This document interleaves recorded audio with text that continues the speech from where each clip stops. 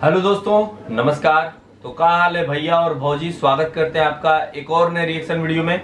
आज का वीडियो बड़ा दमदार है। Shoaib Chaudhary real entertainment TV का वीडियो का टाइटल बहुत अच्छा है। वीडियो का टाइटल है वी वेयर हिंदू, पाक मौलाना एक्सेप्ट पाक public reaction on condition of minorities इन पाकिस्तान। तो भैया पाकिस्तान के मौलाना जो है वो तारिक जमील, वो कई बार बोले हैं कि हम जो है वो चौहान के वंशज हैं, चाहे पृथ्वीराज चौहान के जो है हम जो है उनके वंशज हैं। तो उस पर जो है पाकिस्तानी पब्लिक का विचार है। देख लेते हैं विचार क्या लोगों का है। वैसे पाकिस्तानी सभी सब थोड़े ना चीज मारेंगे, वो सब समझते हैं सब कि हम लोग जो है अरब से पैदल चल के आए हैं। पाकिस्तान, इंडिया और बांग्लादेश के इन सब पूरे एरिया के जो है मुसलमान वो समझते हैं कि भाई हम लोग अरब से जो है पैदल चल के आए। तो पाकिस्तानी जो है, पाकिस्तानियों का जो है चूल काफी मचा रहता है कि भैया हम लोग जो है अरबी हैं, क्योंकि हम लोग दिखने में अरबी जैसे हैं, वैसे दिखते तो है भारतीय जैसे। तो पहले देख लेते हैं इन लोगों का क्या विचार है। वीडियो करते हैं स्टार्ट। क्या समझते हैं अभी इवन मौलाना तारिक जमील साहब, मैं रिसेंटली उनकी एक वीडियो क्लिप देख रहा था जिन्हें पाकिस्तान में बहुत बड़ा तबका फॉलो करता है। उन्होंने बोला कि भाई मैं राजपूत चौहान हूँ, मतलब हम हिंदू थे।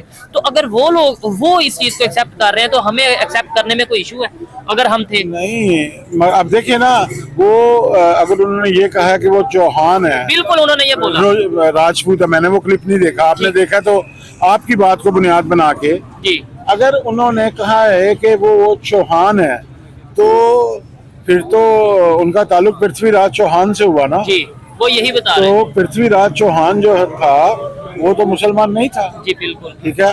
तो गुजारिश ये है कि फिर उनको अपना जो ताल्लुक है वो सिर्फ इस हद तक जोड़ेंगे कि मैं चौहान हूँ, क्योंकि चौहान मुसलमान भी हैं। अच्छा अच्छा, मगर वो कभी हिंदू चौहानों से अपना रिश्ता नहीं जोड़ेंगे। ठीक है। फॉर एग्जाम्पल इकबाल ने बरमला कहा कि वो ब्राह्मण ज़ादा है। ठीक है, मैं बरमला तस्लीम करता हूँ कि मैं ब्राह्मण ज़ादा हूँ। अच्छा, मैं इस पे प्राउड फील करता हूँ। जबरदस्त सर, ये मैं पहली दफा सुन रहा हूँ किसी से लाइव, मतलब नहीं नहीं नहीं नहीं नहीं नहीं, हम अपने माजी से कैसे छुड़ा सकते हैं? मैम, मेरे बुजुर्गों ने 1702 में इस्लाम कबूल किया, तो क्या 1702 से पहले जमीन पे इंसान मौजूद नहीं था?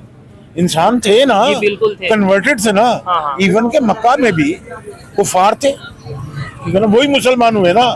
सहाबा कराम जो थे वो पहले तो रसूलुल्लाह के साथ नहीं थे। ठीक है, जब वो कुर्बे रसूल सल्लल्लाहु अलैहि वसल्लम में आए तब उन्होंने अपना मजहब बदला या तब्दील किया। तो एक बात याद रखें जिंदगी में, मजहब बदलने से जमीन पर हक मलकियत खत्म नहीं होता। ठीक है।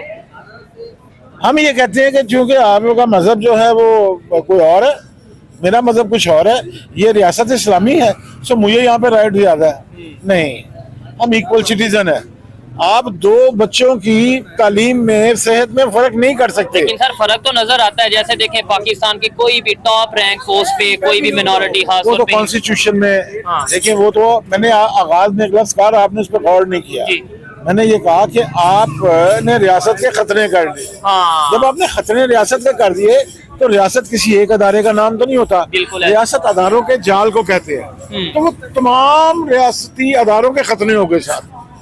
बिल्कुल। तो वहाँ पे फिर डेफिनेटली उन लोगों की तो गुंजाइश खत्म हो गई। तो आइन में भी जब जुल्फ़िकार अली भुट्टो जैसे लिबरल और सेकुलर हुक्मरान ने भी जब अपना आइन बनाया 74 का, तो 73 का, तो उसने उसमें ये सारा कुछ शामिल किया। हेड ऑफ द स्टेट जो है वो नहीं हो सकता, कोई नॉन मुस्लिम नहीं, गैर मुस्लिम नहीं हो सकता। इवन प्राइम मिनिस्टर जो है वो गैर मुस्लिम नहीं हो सकता।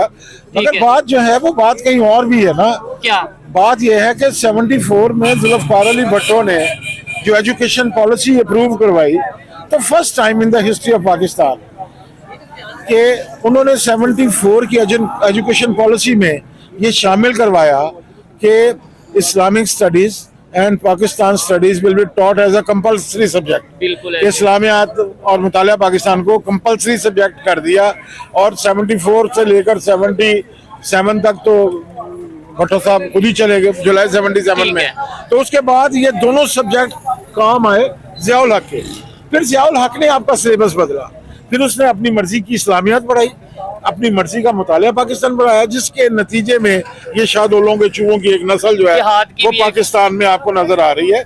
जहाद की जो ज़ियाई इंटरप्रिटेशन है वो इस्लामी इंटरप्रिटेशन नहीं है। अच्छा सर, इधर एक सवाल ये भी है कि जो मजहब जो इस्लाम हमें पाकिस्तान में पढ़ाया जा रहा है, क्या वो रियलिटी में वैसा ही है कि या हमें बस हमारे जो सा इस एरिया के हवाले से या हमारे जो हुक्मरान है जो इस पाकिस्तान को या इस कंट्री को चला रहे हैं उनकी मर्जी के मुताबिक हमें मजहब पढ़ाया जाता है, उसी के मुताबिक हमें एक मतलब जज्बाती सी स्टेटमेंट सर तन से जुदा।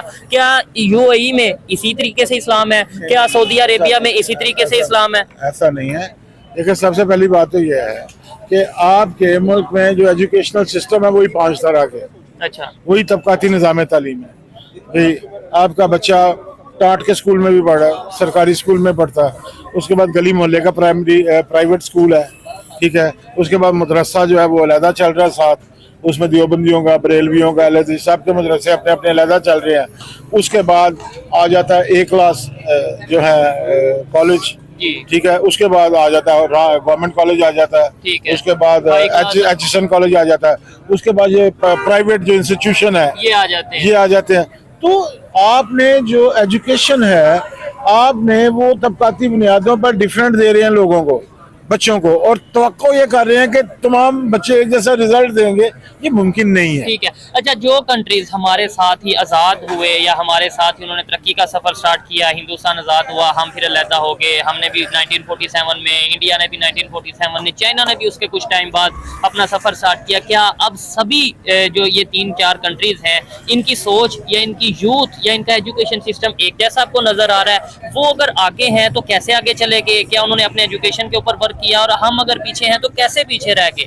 देखिए, सबसे चाइना के साथ तो हम कंपेयर ही नहीं कर सकते ना। ठीक है। चाइना को कहा जाता था opium eater and day sleeper. अच्छा। अफ्यून खाते थे और सारा दिन सोते थे। ठीक है। और आज वही चाइना? तो आज वो चाइना आपके सामने है। ठीक है। ठीक है। और इंडिया? तो मैं इंडिया का भी बताता हूँ। तो उन्होंने क्या किया कि उन्होंने चाइना बना एक इनकलाब के नतीजे में। ठीक है।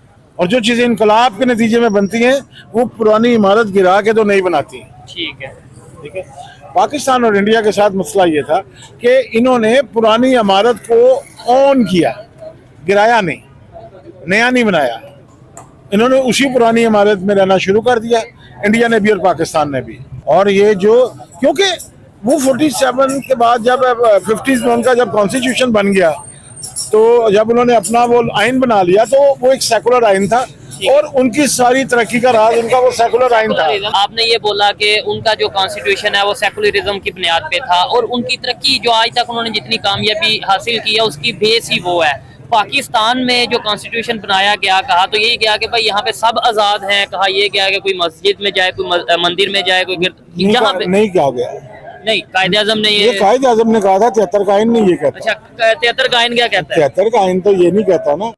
तो चलिए भैया, वीडियो जो है वो समाप्त हो गया। तो काफी समझदार दिख रहे थे ही। वैसे पाकिस्तानी समझदार होता कहाँ है, बड़ा कम ही पाकिस्तानी जो है वो समझदार टाइप का मिल जाता है। वैसे इनकी बातें जो था ना वो बड़ा नाप तोल के बोल रहे थे, सोच समझ के बोलते थे। भाई देखिए, हर देश में हम तो हमेशा से ही बोलते हैं कि हर देश में अच्छा बुरा लोग रहता है। एक समझदार व्यक्ति जो रहेगा ना तो वो ढंग का बात करेगा। अब बात करते हैं भाई मौलाना तारिक जमील का, तो वो बहुत पहले से ही बोलते चले आ रहे हैं कि हम जो है चौहानों के वंशज हैं। अब भाई पाकिस्तान के लोग ये सब चीज मानेंगे नहीं। वो तो मौलाने को काफिर बोलने लगेंगे कि मौलाना तारिक जमील जो है वो काफिर हो गए। भाई देखिए, उन्होंने अपने वंश को याद रखा, उन्होंने अपने वंशज को याद रखा, और उनको छोड़ी जो महानुभाव थे इन्होंने भी अपना वंश बताया कि मैं ब्राह्मण ज्यादा परिवार से था या फिर ब्राह्मण परिवार से था। और भी यहाँ तक कि जो कायदे आजम है मोहम्मद अली जिन्ना, उनका भी आप अगर इतिहास उठा के देखेंगे तो उनके जो दादा थे वो हिंदू थे। तो पाकिस्तानी जो ये अपने दिमाग में भ्रम पाला हुआ है ना कि भैया जो है हम लोग जो है अरब से पैदल ऊंट पे सवारी करके रेगिस्तान के माध्यम से होते हुए अब पाकिस्तान और भारत में एंट्री किया है, तो ये जो है उन लोगों के दिमाग का एक सबसे बड़ा ऐसा कीड़ा है जो हमेशा से चलता है और चलता रहेगा। ये लोग ये नहीं मानेंगे कि हमारे जो पूर्वज थे वो हिंदू थे, सिख थे, जैन थे, बौद्ध थे। ये लोग चीज नहीं मान सकते, और मानने मनाने वाली बात हो ही नहीं सकती। कहें कि भैया जो तुमने धर्म अपनाया है उसी का ही ढंग से पालन करो, उसी के माध्यम से। लेकिन इन लोगों को जो है दूसरे धर्म वालों को भी जो है थोड़ा सा दबा के सिखाया जाता है कि भाई काफिर जो है तुमसे डाउन होता है। पाकिस्तान में आप हिंदुओं का इज्जत देखिए ना क्या है, कुछ तो नहीं है हिंदुओं का इज्जत। और ये जो पंजाब में बैठ के लाहौर में बैठ के ये लोग गपशप कर रहे हैं। लाहौर का ही आप लोग देख लीजिए, लाहौर किसके नाम पे बना हुआ है?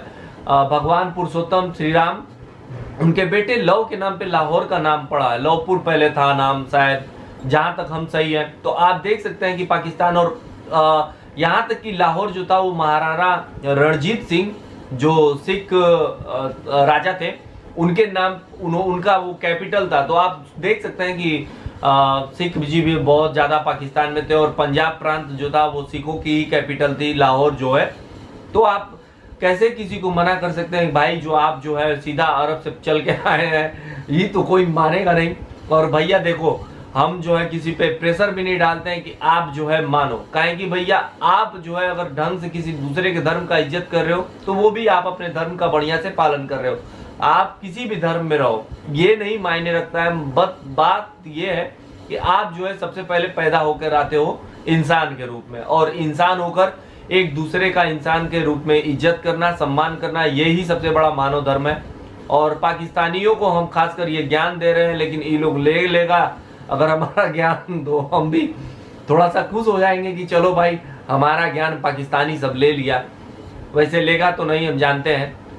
तो ये भी अंकल जी बड़ा समझदार थे और बहुत सही बात कहे। देखिए भाई, पाकिस्तान को ऐसे लोगों का ज़रूरत है, और ऐसे लोग बहुत कम है पाकिस्तान में। आप जो है इनको प्रमोट कीजिए। और मौलाना तारिक जमील ने जो बात कहा है वो सही बात कहा है भाई। जो अपना मन से याद रखेगा वो सही बात बोलेगा ही। ये वीडियो है रियल एंटरटेनमेंट टीवी का, वीडियो का लिंक मिल जाएगा डिस्क्रिप्शन में। और हम जिस तरीके से समझाए बुझाए हैं, अगर आपको ये तरीका अच्छा लगे तो अपने दोस्तों मित्रों के साथ ये वीडियो फैला दीजिए। मिलते हैं अगले वीडियो में किसी और नए रिएक्शन के साथ। तब तक के लिए जय हिंद, वंदे मातरम।